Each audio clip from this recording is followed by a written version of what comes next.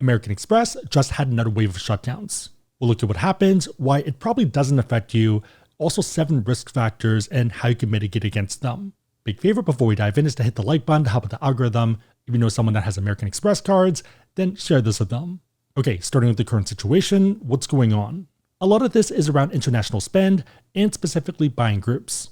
If you're unfamiliar, buying groups are basically services where you buy things for them and they give you money. This isn't a new thing by any means, and even the Points Guy covered it back in 2021.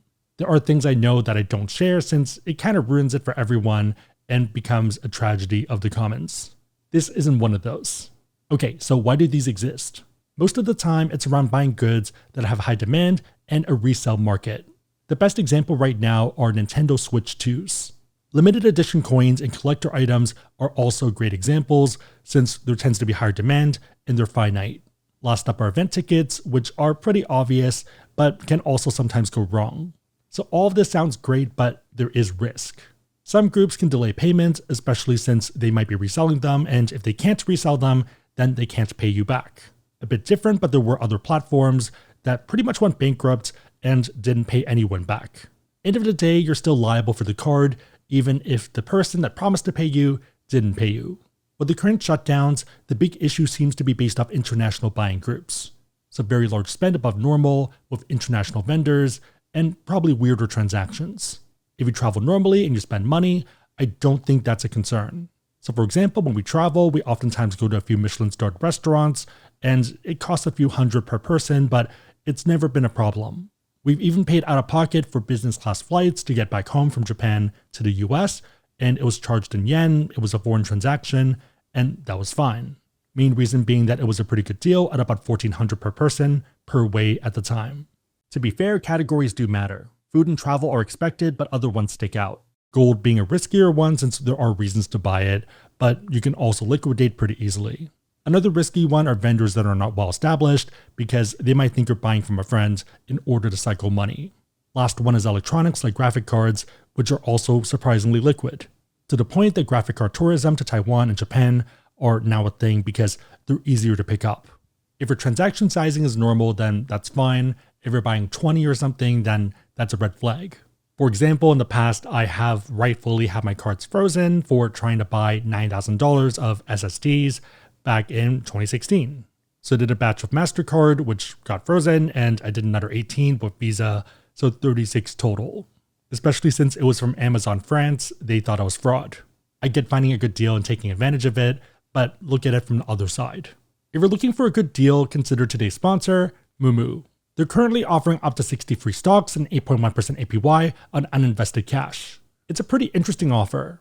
You're going to get 5 free stocks for depositing $200, an extra 20 for depositing a total of $2,000, and an extra 35 for depositing a total of $5,000.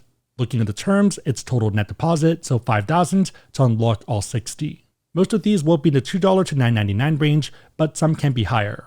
Outside of the bonus, there are a lot of cool features. You gain access to dozens of news platforms that would otherwise charge you a monthly subscription like Wall Street Journal, Barron's, Bloomberg, and Reuters. If you like baseball, then you're in luck. They're an official partner for the New York Mets. You get free tickets to Monday games at Citi Field for Section 126. It's a cool perk if you're in or you're visiting New York.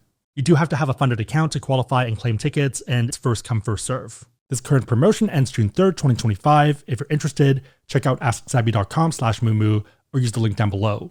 Try it out and let me know what you think. Okay, back to it. As a business, American Express and other credit issuers have one major risk factor: defaults, people not paying back their cards. Looking at their 2024 annual report, it's not even their biggest expense. So ironically, points at $16.599 billion cost them the most. Another big one is salaries at $8.198 billion, but the thing is they can manage these if needed. One that they have a lot less control over is provision for credit losses at $5.185 billion. They can always make points worth less, trim down teams, and spend less on marketing, but they have very little control over defaults, especially if there is more of an economic slowdown and we see layoffs.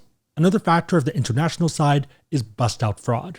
This is when you build up your credit and your limits, and then at the top end of it, once you have kind of the maximum, you buy a ton of stuff and run away. It still can, of course, happen in the US, but international becomes a lot trickier. So in the US, if they need to, they can chase you down and make you pay them back. For example, $86K that Lil Wayne had to pay to Amex.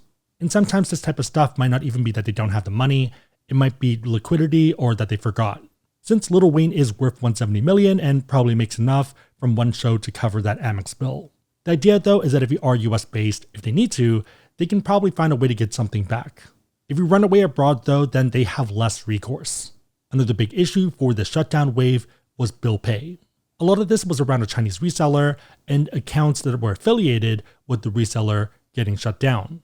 So for example, let's say you were buying me gold and I was sending you money back in order to pay for it back.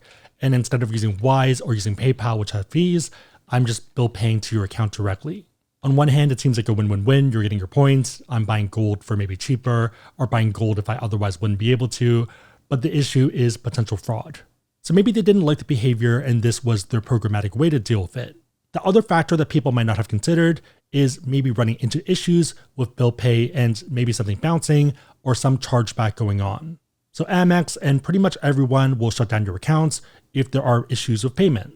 This might have been what caused Amex to look into it, and then when they saw one account paying off, let's say 1,000 cards or 10,000 cards, it starts to look fishy. The best case there is still pretty weird. The worst case, especially with AI agents and tools getting better, is maybe a synthetic identity theft ring and they're seizing the accounts. With finance and most things, you're hoping for the best and planning for the worst. This might be them mitigating and planning for that worst case. Okay, so we covered the new shutdowns and how it might not affect you, but how would you want to minimize a risk for the future for other issues? Put another way, what might you be doing that is scaring them, and how do you mitigate this? I'd say that there's 7 things to watch out for. Number 1, and a pretty big one, is bounce payments. The concern here is bust down defaults, and we'll see that a lot, that you don't have the money. Unlike a lot of other credit cards, Amex is pretty good about giving your limits back once you initiate that payment. So even before it hits the account, they'll oftentimes give you that limit back to use. They're trusting that you're good for it, and that's a pretty good thing because most other banks don't do that. At the same time, if the payment bounces, then that's a big red flag. The way you can mitigate this is to make sure you have enough money in your checking account to cover that payment. Ideally, have some money as a buffer, that way you never run into that situation. Also, if you do have bank accounts that are closed, let's say First Republic Bank ones, then make sure to remove them. One wrong press can lead to a world of pain. Number 2 is a rapid acceleration of your spend or spiky spend. It's not that you can't spend money, they want to make sure that it's legitimate and that they're not left holding the bag. For example, there are people, especially business owners, that spend 1 to 3 million spread across 2 business platinums, and that's been fine. Same thing with others that have spent 1.2 to 1.7, and that's not a problem. The issue is when you normally spend $2,000 and you're suddenly spending $20,000. The main risk for them is defaults, fraud, or bust out, and a host of other issues. The best way to mitigate this, especially for legitimate spend, is to slowly ramp up. So don't go from 0 to 100. If that does happen though, then there is a non-zero chance of a financial review. This is where they might ask for documents such as bank statements or tax returns. Pretty much that you're good for the money and that they're not taking too much risk. So for example, if you do get the call from Patek or Rolex, you can use your Amex, but be ready to share those documents, especially if you don't regularly spend anything on your Amex cards. So for example, I've gone through 2 financial reviews and it's been fine. Number 3, which is kind of related and what we talked about in the first half, is credit cycling and spend mismatch. So let's say you make $80K per year, but you're spending $20,000 per month. Even though you are repaying them, it just looks weird. Defaults and fraud being an obvious risk, but also money laundering. So maybe you're turning dirty money into good money that's legitimate. And to be fair, there are very legitimate reasons why your spend might be higher than your income on your taxes. So for example, let's say you have an ad agency or you do ad consulting on the side, and you have a client that wants to spend $100K on ads every single month. You are charging a management fee of 10%, so you're making $10,000 every month for that. That's money, but you're somehow spending $100K, but it's still legitimate. In those situations, I would expect a phone call and I'd be fine with a financial review because it's legitimate. If you don't want to do that, then diversify with other issuers. That way you don't put all of it on Amex. Switching it up a bit, number 4 is self-referrals. This was an issue back in 2019 where people would use their own referral links to sign up for cards. An easy solution, which might arguably be more expensive in the long term, is finding a player too. It also makes travel a lot more fun and less of a headache. Another similar one is number 5, special links. Sometimes there will be links online that get around certain rules and restrictions. We did see a wave of this back in 2021, and it was pretty aggressive. My theory, and maybe unfair, is that there's a non-zero chance that these are honeypots. So even though I'm aware of them, since I don't personally use it, I'm a bit hesitant to recommend it. Number 6, and a bit different, is piggybacking. This is super popular in the subprime space. You can make money, but it's also risky. So this is where you add an authorized user to your account to help them boost their score. The idea being that they're piggybacking on your credit. There are legitimate reasons why you might want to do this, especially for a spouse, family member, and especially your kids. The problem though is that there are a lot of credit repair agencies that are just selling these spots. They're not actually fixing your credit and dealing with account and problems, they're just renting someone else's credit in the short term. Your mileage may vary, but I'd recommend only adding people you know and ideally live with. So have the same exact address. Otherwise, don't be surprised if your cards get shut down, and this is something that other issuers do as well. Last one is large cash equivalent and liquid transactions. This one's mostly bust-out fraud. For example, imagine maxing out your credit cards for sports betting, or buying a ton of gold and bouncing, or buying crypto, transferring it out and running away. And of course, I'm not saying that you can't do it, but do it with reasonable numbers. If you normally buy a gold bar once a quarter, that's very different from buying one every day. All of these factors are not specific to Amex, and they are shared across a lot of other issuers. For most people, the best way to mitigate this is to have cards across multiple issuers.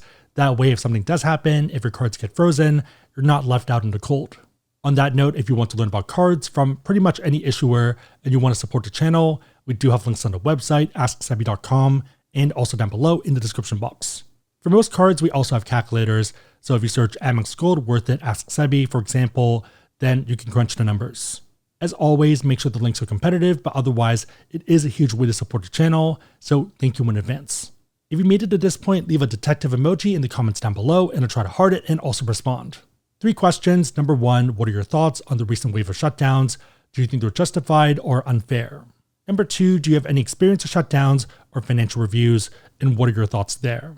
Number 3, which risk factors are you most concerned with, or maybe have you triggered yourself, but maybe not ran into issues with? Let me know and everyone else know in the comments down below. Big favorite, thumbs up, share this, but otherwise hope you liked it. See you next time.